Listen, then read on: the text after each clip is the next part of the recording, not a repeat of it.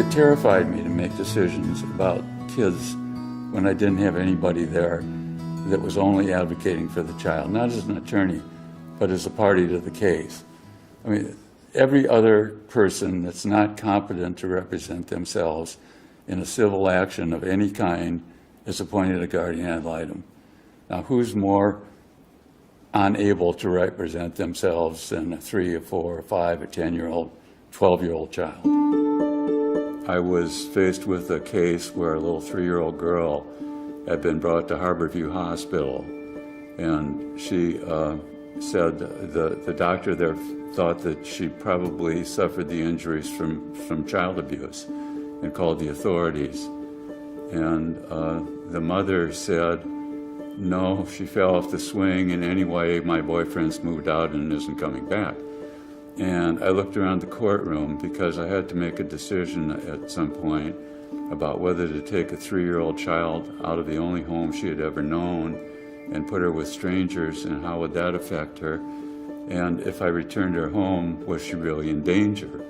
And so I looked around the courtroom, and there was really no one there who could only speak up for that child. I thought that maybe we can get volunteers who will represent these kids, train them, and ask them to represent these children in court, and get a lawyer to represent them, because they would become a party to the action representing the child, and they would have a lawyer representing them.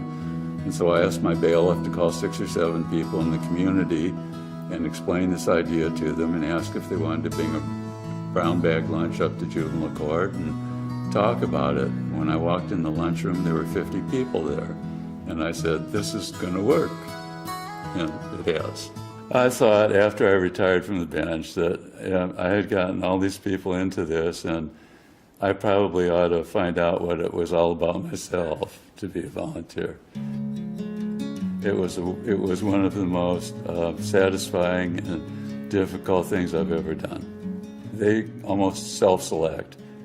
They're the people that really care enough about children to go through the training, and then to know that they're going to spend a lot of time working for that child, and those are the ones that I think we've got right now.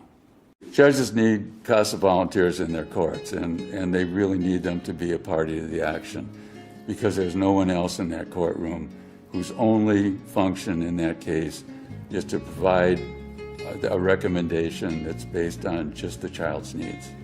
Everyone else has some other role. No one else in that courtroom can do that except a volunteer CASA guardian ad litem. There's no one else to speak for the child if you're not there.